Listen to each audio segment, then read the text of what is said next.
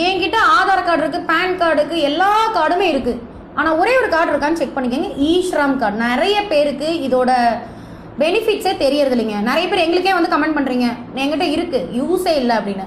எப்படி யூஸ் பண்ணுறதுன்னு முதல்ல தெரிஞ்சுக்கோங்க. உங்ககிட்ட ஈஸ்ராம் கார்டு இருக்குன்னா அதை லாகின் பண்ணி உங்களுக்கு என்ன உள்ளே போய் லாகின் பண்ணி பார்க்கணும். மொபைல்லே நீங்கள் பண்ணிக்கலாம். ஈஸ்ராம் கார்டுன்னு சொல்லிட்டு உங்களோட கார்டோட நம்பர் போட்டு நீங்கள் எடுத்து பார்த்துக்கலாங்க. உள்ள இன்சூரன்ஸ் இருக்குது. மாதம் வேறு 50 ரூபா கட்டினீங்கன்னா உங்களுக்கு ஹெல்த் இன்சூரன்ஸ்லாம் இருக்குதுங்க.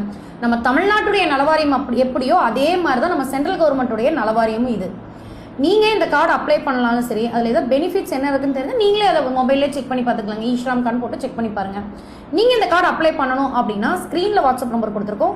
கண்டிப்பாக அந்த கார்டு அப்ளை பண்ணிக்கிங்க. ஃபர்தராக நிறைய அப்கிரேட் வந்து இந்த கார்டில் சென்ட்ரல் கவர்மெண்ட்லேருந்து கொடுத்துட்டே இருக்காங்க.